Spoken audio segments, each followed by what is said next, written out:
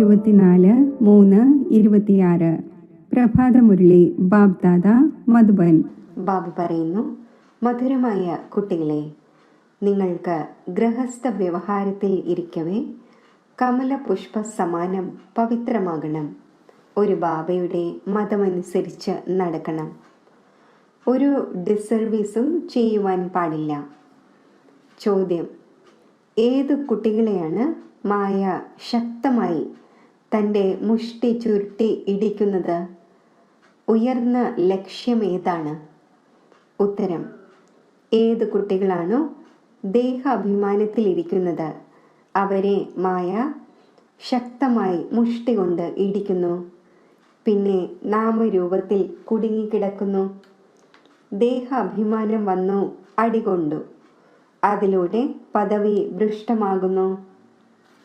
ദേഹാഭിമാനം ഇല്ലാതാക്കുക എന്നത് ഉയർന്ന ലക്ഷ്യമാണ്. ബാബ പറയുന്നു, കുട്ടികളെ, ദേഹി അഭിമാനിയാകൂ. ഇതുപോലെ ബാബ ഒബീഡിയൻ സർവൻ്റാണ്. എത്ര നിരഹങ്കാരിയാണ്. അതേപോലെ നിരഹങ്കാരിയാകൂ. ഒരു അഹങ്കാരവും ഉണ്ടാകരുത്. ഗീതം. അവൻ നമ്മളിൽ നിന്നും വേർപിരിയുകയില്ല. ഓം ശാന്തി. കുട്ടികൾ ഗീതം കേട്ടു. കുട്ടികൾ പറയുന്നു, മൂലവതനത്തിലായിരുന്നപ്പോൾ നമ്മൾ ബാബയുടേതായിരുന്നു, ബാബ നമ്മുടേതായിരുന്നു. കുട്ടികളായി നിങ്ങൾക്ക് ജ്ഞാനം നല്ല രീതിയിൽ ലഭിച്ചിരിക്കുന്നു. നിങ്ങൾക്കറിയാം, നമ്മൾ ചക്രം കറങ്ങി ഇപ്പോൾ വീണ്ടും നമ്മൾ ആ ഒന്നിൻ്റേതായിരിക്കുന്നു. ആ ഒന്ന് വന്നിരിക്കുകയാണ്. രാജയോഗം പഠിപ്പിച്ച് സ്വർഗത്തിൻ്റെ അധികാരിയാക്കുവാൻ. കഴിഞ്ഞ കൽപ്പത്തിലേതുപോലെ വീണ്ടും വന്നിരിക്കുന്നു. ഇപ്പോൾ ബാബു പറയുന്നു, ഹേ കുട്ടികളെ, കുട്ടികളായി ഇവിടെ മധുബനിൽ തന്നെ ഇരുന്നു പോകരുത്. നിങ്ങൾ തൻ്റെ ഗൃഹസ്ഥ വ്യവഹാരത്തിൽ ഇരിക്കവേ കമലപുഷ്പ സമാനം പവിത്രമായിരിക്കൂ. കമലപുഷ്പം ജലത്തിലാണുള്ളതെങ്കിലും ജലത്തിനും ഉപരിയായിരിക്കുന്നു. അതിൽ ജലം സ്പർശിക്കുന്നില്ല. ബാബു പറയുന്നു, നിങ്ങൾക്ക് കഴിയേണ്ടത് വീട്ടിൽ തന്നെയാണ്. കേവലം പവിത്രമാകണം. ഇത് നിങ്ങളുടെ വളരെയധികം ജന്മങ്ങളുടെ അന്തിമത്തിലെ ജന്മമാണ്. ഏതെല്ലാം മനുഷ്യരുണ്ടോ അവരെയെല്ലാം പാവനമാക്കുവാൻ ഞാൻ വന്നിരിക്കുകയാണ്. പതീത പാവനൻ, സർവരുടെയും സദ്ഗതി ദാതാവ് ഒന്ന് തന്നെയാണ്. ആ ഒന്നിനല്ലാതെ മറ്റാർക്കും പാവനമാക്കുവാൻ സാധിക്കില്ല. നിങ്ങൾക്കറിയാം, പകുതി കൽപ്പമായി നമ്മൾ പടികൾ ഇറങ്ങി വന്നിരിക്കുന്നു. 84 ജന്മങ്ങൾ നിങ്ങൾക്ക് തീർച്ചയായും പൂർത്തിയാക്കേണ്ടതുണ്ട്. 84ൻ്റെ ചക്രം പൂർത്തിയായി എപ്പോഴാണോ പിന്നെ ജീർണിച്ച അവസ്ഥ ഉണ്ടാകുന്നത്, അപ്പോൾ എനിക്ക് വരേണ്ടി വരുന്നു. ഇടയിൽ വച്ച് ആർക്കും പതീതത്തിൽ നിന്നും പാവനമാക്കുവാൻ സാധിക്കില്ല. ആരും ബാബയെയും രചനയെയും അറിയുന്നില്ല.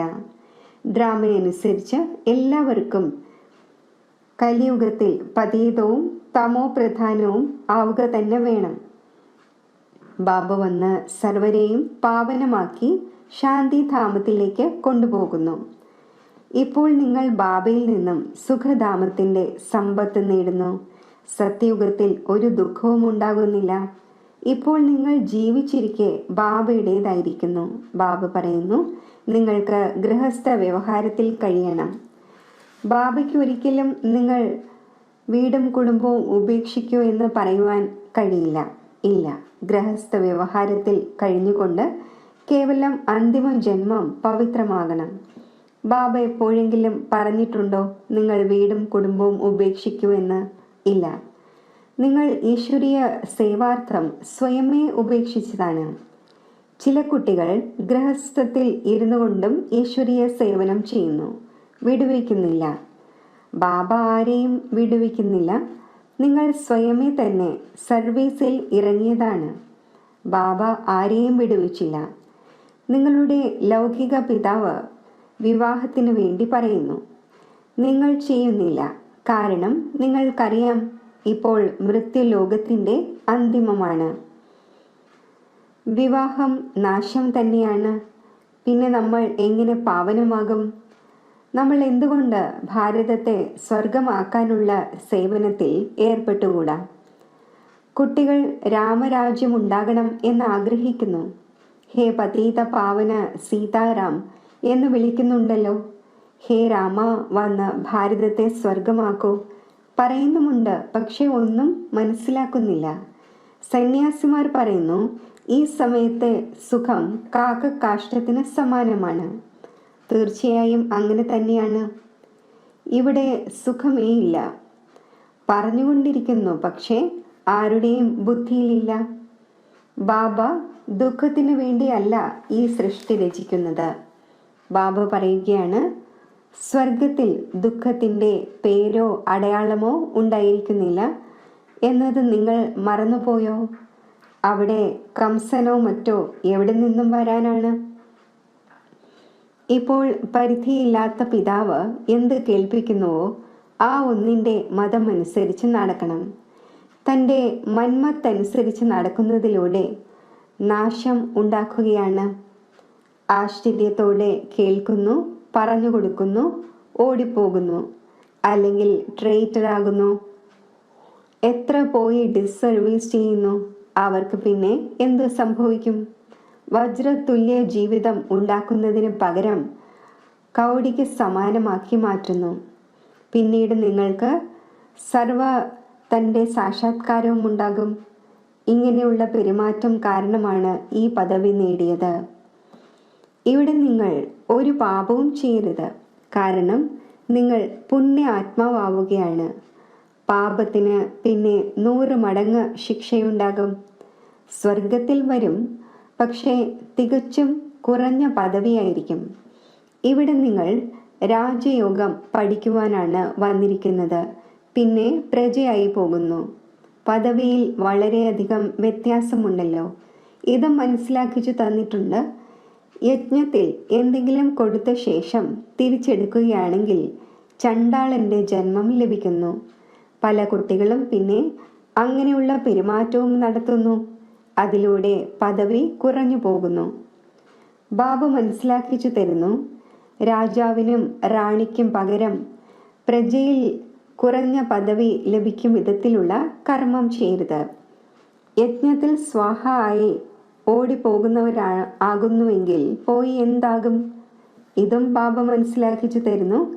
കുട്ടികളെ ഒരിക്കലും വികർമ്മം ചെയ്യരുത്, ഇല്ലെങ്കിൽ 100 മടങ്ങ് ശിക്ഷകൾ ലഭിക്കും. പിന്നെ എന്തിന് നഷ്ടം വരുത്തണം? ഇവിടെ കഴിയുന്നവരെക്കാൾ ഗൃഹസ്ഥ വ്യവഹാരത്തിൽ കഴിയുന്നവർ, സർവീസിലിരിക്കുന്നവർ വളരെ ഉയർന്ന പദവി നേടുന്നു. ഇങ്ങനെ ധാരാളം ദരിദ്രരുണ്ട്. 8 അണയോ രൂപയോ അയച്ചു തരുന്നു.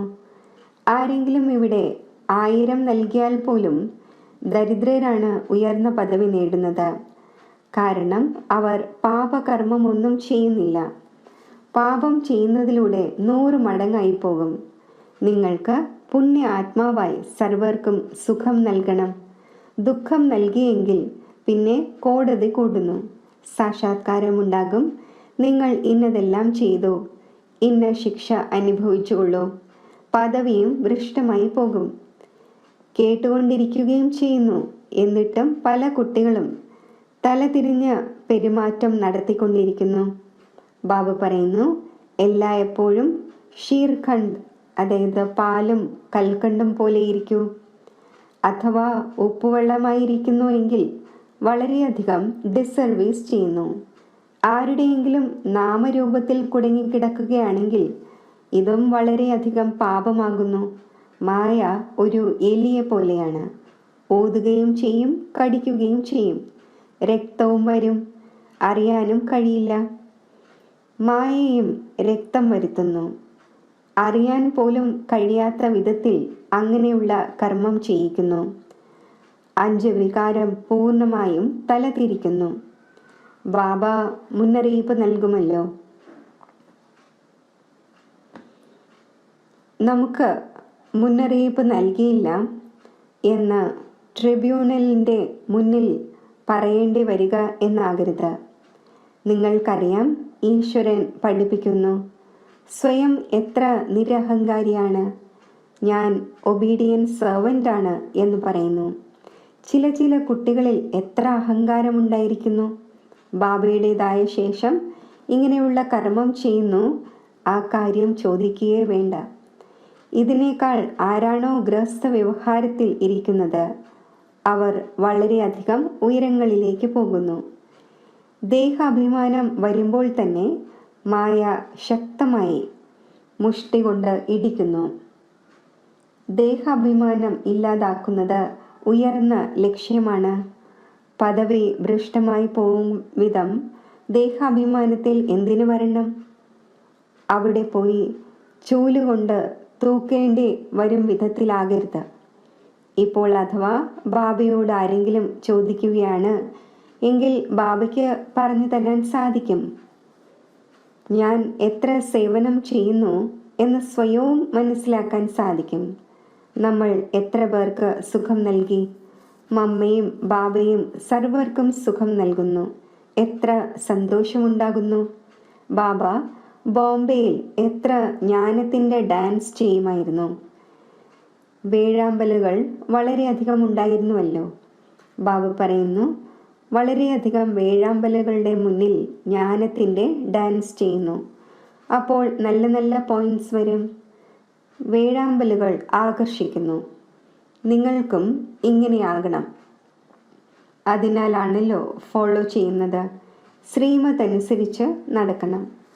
തൻ്റെ മതമനുസരിച്ച് നടന്ന് ദുഷ്പേരുണ്ടാക്കുന്നു. അപ്പോൾ വളരെയധികം നഷ്ടമുണ്ടാകുന്നു. ഇപ്പോൾ ബാബ നിങ്ങളെ വിവേകശാലികളാക്കുന്നു. ഭാരതം സ്വർഗമായിരുന്നുവല്ലോ.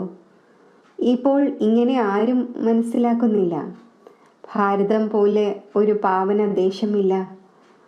പറയുന്നു, പക്ഷേ മനസ്സിലാക്കുന്നില്ല. നമ്മൾ ഭാരതവാസികൾ സ്വർഗവാസിയായിരുന്നു. അവിടെ അളവറ്റ സുഖമുണ്ടായിരുന്നു. ഗുരുനാനക് ഭഗവാന്റെ മഹിമ പാടി. ഭഗവാൻ വന്ന് വിസർജ്യം വീണ് വസ്ത്രം കഴുകുന്നു എന്ന്. ആ ഒന്നിൻ്റെ തന്നെ മഹിമയാണ് ഏക് ഓംകാർ. ശിവലിംഗം എന്നതിന് പകരം അകാല സിംഹാസനം എന്ന പേര് വച്ചിരിക്കുന്നു. ഇപ്പോൾ ബാബ നിങ്ങൾക്ക് മുഴുവൻ സൃഷ്ടിയുടെയും രഹസ്യം മനസ്സിലാക്കിച്ചു തരുന്നു. കുട്ടികളെ, ഒരു പാപം പോലും ചെയ്യരുത്, ഇല്ലെങ്കിൽ 100 മടങ്ങായി പോകും. എൻ്റെ നിന്ന ചെയ്യിച്ചുവെങ്കിൽ പദവി ഭ്രഷ്ടമായി പോകും. വളരെയധികം സൂക്ഷിക്കണം. തൻ്റെ ജീവിതം വജ്രതുല്യമാക്കി മാറ്റൂ, ഇല്ലെങ്കിൽ വളരെയധികം പശ്ചാത്തപിക്കും. ആരാണോ തലകീഴായ എന്തെങ്കിലും ചെയ്തത്, അവർ ഉള്ളിൽ നീറിക്കൊണ്ടിരിക്കും. താഴ്ന്ന പദവി നേടും വിധത്തിൽ നമ്മൾ കൽപ്പകൽപ്പങ്ങളിൽ ഇങ്ങനെ ചെയ്യുന്നു. ബാബ പറയുന്നു, മാതാപിതാവിനെ ഫോളോ ചെയ്യാൻ ആഗ്രഹിക്കുന്നുവെങ്കിൽ സത്യതയോടെ സർവീസ് ചെയ്യൂ. മായ എവിടെ നിന്നെങ്കിലുമൊക്കെ നുഴഞ്ഞു കയറി വരും. സെൻറ്റേഴ്സിൻ്റെ ഹെഡ്സ് തികച്ചും നിരഹങ്കാരിയായിരിക്കണം. നോക്കൂ, ബാബ എത്ര നിരഹങ്കാരിയാണ്. ചില കുട്ടികൾ മറ്റുള്ളവരിൽ നിന്നും സേവനമെടുക്കുന്നു. ബാബ എത്ര നിരഹങ്കാരിയാണ്. ഒരിക്കലും ആരോടും ദേഷ്യപ്പെടുന്നില്ല. കുട്ടികൾ അഥവാ ആജ്ഞ അനുസരിക്കാത്തവരാണ് എങ്കിൽ ബാബയ്ക്ക് അവരെ മനസ്സിലാക്കിച്ചു കൊടുക്കാൻ സാധിക്കും. നിങ്ങൾ എന്താണ് ചെയ്യുന്നത്? പരിധിയില്ലാത്ത ബാബ തന്നെയാണ് അറിയുന്നത്. എല്ലാ കുട്ടികളും ഒരേപോലെ സൽപുത്രനല്ല, കുപുത്രരുമുണ്ട്. ബാബ അറിവ് നൽകുന്നു. അനേകം കുട്ടികളുണ്ട്. ഇതാണെങ്കിൽ വൃദ്ധി പ്രാപിച്ച് ആയിരങ്ങളുടെ സംഖ്യയാകും. അപ്പോൾ ബാബ കുട്ടികൾക്ക് ജാഗ്രതയും നൽകുന്നു. ഏതെങ്കിലും അശ്രദ്ധ കാണിക്കാതിരിക്കൂ. ഇവിടെ പതീതത്തിൽ നിന്നും പാവനമാകുവാൻ വന്നിരിക്കുകയാണ്. അപ്പോൾ ഒരു പതീതമായ കാര്യവും ചെയ്യരുത്. നാമരൂപങ്ങളിൽ കുടുങ്ങരുത്. ദേഹാഭിമാനത്തിൽ വരരുത്. ദേഹി അഭിമാനിയായി ബാബയെ ഓർമ്മിച്ചുകൊണ്ടിരിക്കൂ. ശ്രീമത്തനുസരിച്ച് നടന്നുകൊണ്ടിരിക്കൂ. മായ വളരെ ബലവാനാണ്. ബാബ എല്ലാം മനസ്സിലാക്കിച്ചു തരുന്നു. ശരി, മധുരമധുരമായ സിഖിലതെ കുട്ടികൾക്ക് മാതാവും പിതാവുമായ ബാബ്ദാദയുടെ സ്നേഹസ്മരണകൾ. Good morning. ആത്മീയ അച്ഛൻ്റെ ആത്മീയ കുട്ടികൾക്ക് നമസ്തേ. ധാരണയ്ക്കുള്ള മുഖ്യസാരം: ബാബയ്ക്ക് സമ്മാനം നിരഹങ്കാരിയാകണം. ആരിൽ നിന്നും സേവനമെടുക്കരുത്, ആർക്കും ദുഃഖം നൽകരുത്, ശിക്ഷ അനുഭവിക്കും വിധത്തിലുള്ള ഒരു പാപകർമ്മവും ഉണ്ടാകരുത്. പരസ്പരം ഷീർഖണ്ഡായി ഇരിക്കണം. ഒരു ബാബയുടെ ശ്രീമത്തനുസരിച്ച് നടക്കണം, തൻ്റെ മതമനുസരിച്ചല്ല. വരദാനം: സെക്കൻഡിൽ ദേഹമാകുന്ന വസ്ത്രത്തിൽ നിന്നും വേറിട്ട് കർമ്മഭോഗത്തിൻ്റെ മേൽ വിജയം പ്രാപ്തമാക്കുന്ന സർവശക്തി സമ്പന്നമായി ഭവിക്കട്ടെ. എപ്പോഴാണോ കർമ്മഭോഗത്തിൻ്റെ ആധിക്യം ഉണ്ടാകുന്നത്, കർമ്മേന്ദ്രിയങ്ങൾ കർമ്മഭോഗിന് വശപ്പെട്ട് അതിൻ്റെ നേർക്ക് ആകർഷിക്കുന്നത്, അതായത് ഏത് സമയത്താണോ വളരെയധികം വേദന ഉണ്ടായിക്കൊണ്ടിരിക്കുന്നത്, അങ്ങനെയുള്ള സമയത്ത് കർമ്മഭോഗത്തെ കർമ്മയോഗത്തിലേക്ക് പരിവർത്തനപ്പെടുത്തുന്നവരും സാക്ഷിയായി കർമ്മേന്ദ്രിയങ്ങളിലൂടെ അനുഭവിക്കുകയും ചെയ്യുന്നവർ തന്നെയാണ് സർവശക്തി സമ്പന്നമായ അഷ്ടരത്നങ്ങളായി വിജയിയായി വിളിക്കപ്പെടുന്നത്.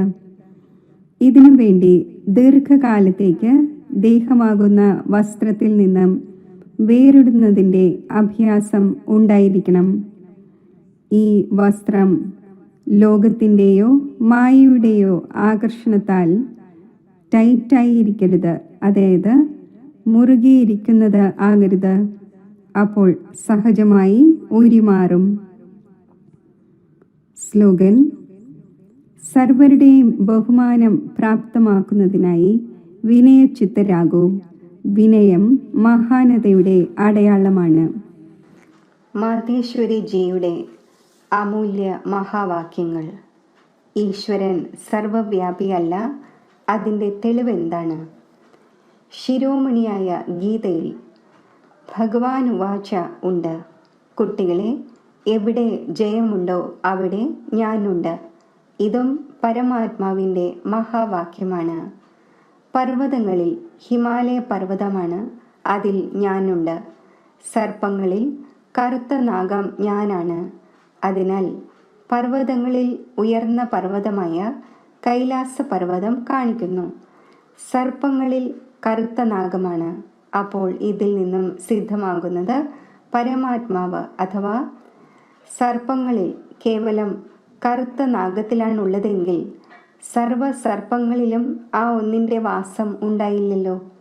അഥവാ പരമാത്മാവ് ഉയർന്നതിലും ഉയർന്ന പർവ്വതത്തിലുണ്ടെങ്കിൽ താഴ്ന്ന പർവ്വതത്തിൽ ഇല്ല.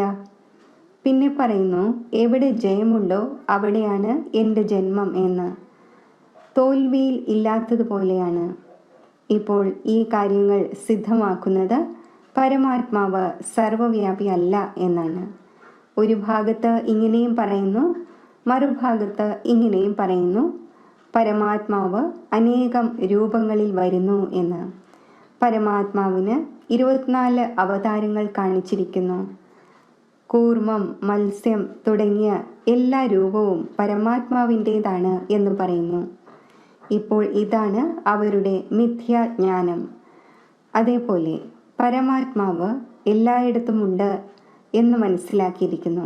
ഈ സമയം കലിയുഗത്തിൽ സർവത്ര മായയാണ് വ്യാപിച്ചിരിക്കുന്നത്. അപ്പോൾ പിന്നെ പരമാത്മാവ് എങ്ങനെ വ്യാപിച്ചവനാകും? ഗീതയിലും പറയുന്നു, ഞാൻ മായയിൽ വ്യാപിച്ചിരിക്കുന്നില്ല എന്ന്. ഇതിലൂടെ സിദ്ധമാകുന്നത് പരമാത്മാവ് എല്ലായിടത്തും ഇല്ല എന്നാണ്. നിരാകാരി ലോകം, ആത്മാവിൻ്റെയും പരമാത്മാവിൻ്റെയും വാസസ്ഥാനം. നമ്മൾ നിരാകാരി ലോകം എന്ന് പറയുമ്പോൾ നിരാകാരം എന്നതിൻ്റെ അർത്ഥം അതിന് ഒരു ആകാരവുമില്ല എന്നല്ല എന്നത് ഇപ്പോൾ നമ്മൾ അറിയുന്നു. നമ്മൾ നിരാകാരി ലോകം എന്ന് പറയുമ്പോൾ അതിൻ്റെ അർത്ഥമാണ്, തീർച്ചയായും ഒരു ലോകമുണ്ട്, പക്ഷേ അതിന് സ്ഥൂല സൃഷ്ടിയെ പോലുള്ള ആകാരമല്ല ഉള്ളത്. അതുപോലെ പരമാത്മാവ് നിരാകാരമാണ്, എന്നാൽ ആ ഒന്നിന് തൻ്റെ സൂക്ഷ്മരൂപം തീർച്ചയായും ഉണ്ട്. അപ്പോൾ നമ്മൾ ആത്മാക്കളുടെയും പരമാത്മാവിൻ്റെയും ധാമം നിരാകാരി ലോകമാണ്. നമ്മൾ ലോകം എന്ന വാക്ക് പറയുമ്പോൾ ഇതിൽ നിന്നും സിദ്ധമാകുന്നത് അത് ലോകമാണ്, അവിടെ വസിക്കുന്നു.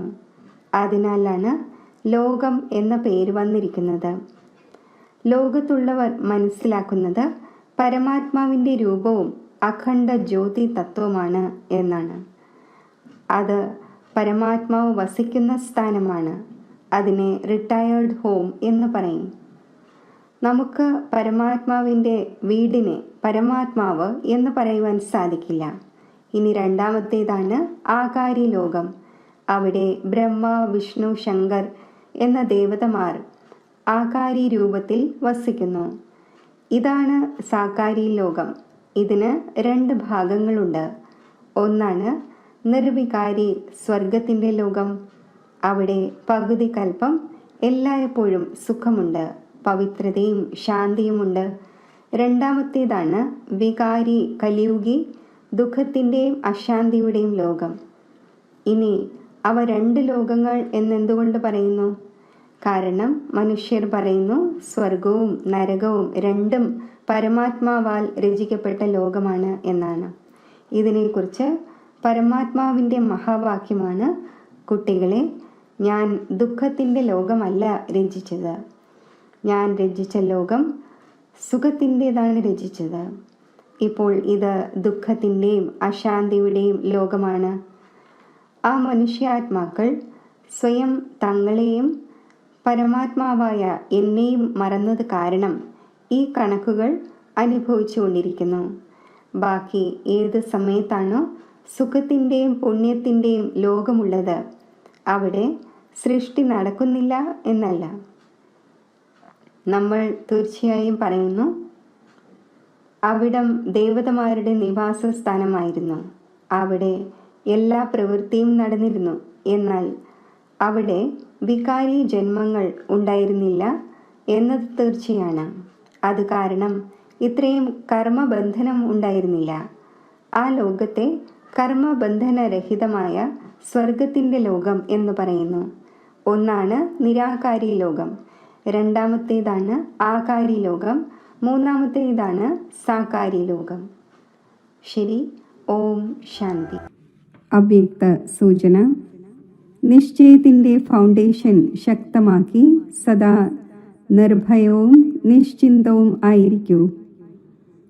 സാകാരത്തിൽ അഥവാ ഏതെങ്കിലും നിമിത്തമായ ശ്രേഷ്ഠ ആത്മാവ് കൂടെ ഉണ്ടായിരിക്കുമെങ്കിൽ അവരിൽ നിന്നും ഏതൊരു കാര്യവും വെരിഫൈ ചെയ്യിച്ച ശേഷം ചെയ്യുകയാണെങ്കിൽ നിശ്ചയബുദ്ധിയായി ചെയ്യും.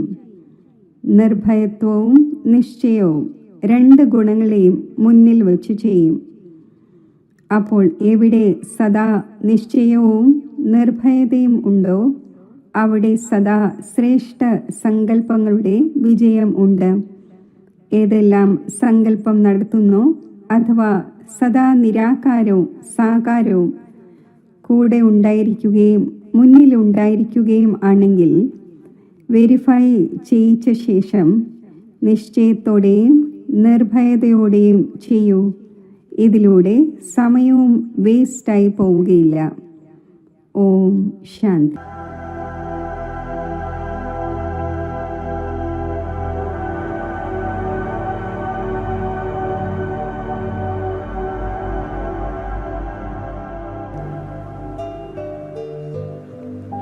സൂക്ഷ്മ നക്ഷത്രം പോലെ തിളങ്ങുന്ന പ്രകാശ ബിന്ദു സ്വരൂപമായ ഞാൻ ആത്മാവ് പുരിക മധ്യത്തിൽ ഭൃഗുടിയിൽ വിരാജിക്കുന്നു.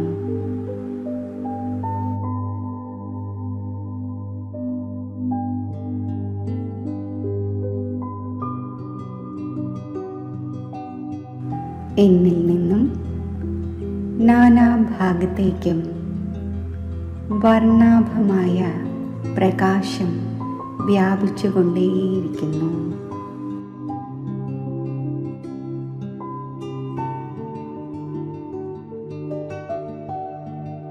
ബുദ്ധിയിൽ തൻ്റെ ഈ അതിസൂക്ഷ്മ ആത്മസ്വരൂപത്തെ കാണൂ. അല്പസമയം ആ സ്വരൂപത്തിൽ തന്നെ മനസ്സിനെയും ബുദ്ധിയെയും ഏകാഗ്രമാക്കൂ.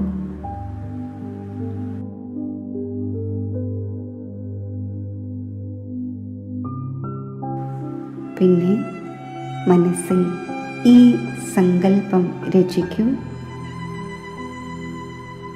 ആത്മാവായ ഞാൻ സൂക്ഷ്മ പ്രകാശ ശരീരത്തിൽ സ്ഥിതി ചെയ്യുന്നു.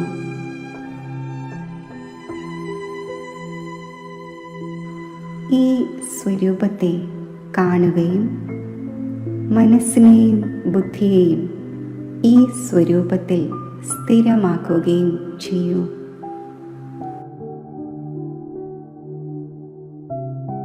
ചിന്തിക്കൂ, സൂക്ഷ്മ ശരീരധാരിയായ ഞാൻ ആത്മാവ് സൂക്ഷ്മ ശരീരസഹിതം സ്ഥൂല ദേഹത്തു നിന്നും വേർപെട്ട് സൂക്ഷ്മ ലോകത്തിലേക്ക് പോയിക്കൊണ്ടിരിക്കുകയാണ്. കുറച്ചു സമയം ഇതിൽ ഏകാഗ്രമാക്കൂ.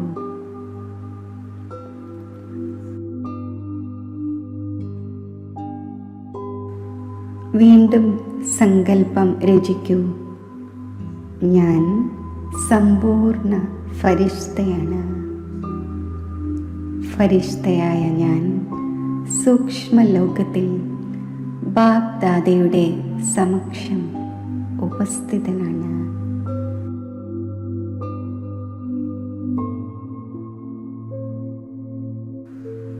ഇപ്രകാരം സൂക്ഷ്മ ലോകത്തിൽ സൂക്ഷ്മ ശരീരധാരിയായി അവ്യക്ത ബാപ് ദാദയുടെ മുന്നിലിരിക്കുന്നതായി സ്പഷ്ടമായി കാണുകയും അനുഭവിക്കുകയും ചെയ്യൂ.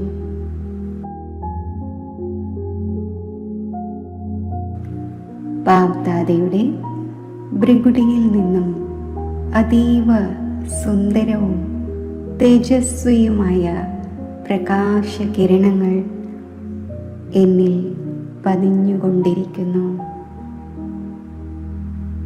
അല്പസമയം ഈ സ്ഥിതിയിൽ ഏകാഗ്രമാകുന്നതിൽ പ്രയത്നിച്ചുകൊണ്ടിരിക്കൂ.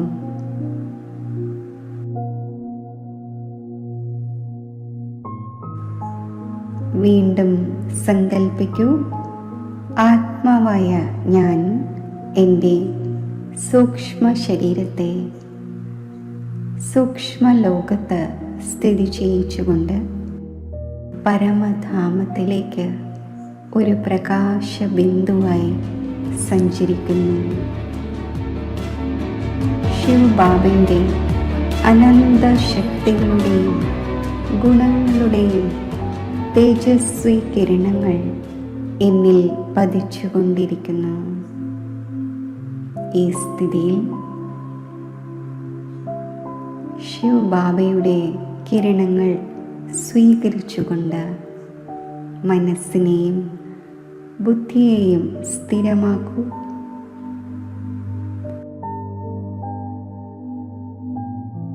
വീണ്ടും മുന്നിൽ ഈ ദൃശ്യം കൊണ്ടുവരൂ.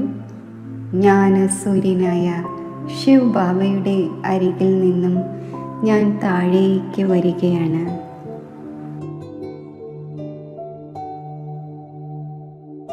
സൂക്ഷ്മലോകത്തിൽ വന്ന് എൻ്റെ സമ്പൂർണ്ണ അവ്യക്ത ഫരിഷ്ത രൂപത്തിൽ ഞാൻ പ്രവേശിക്കുന്നു.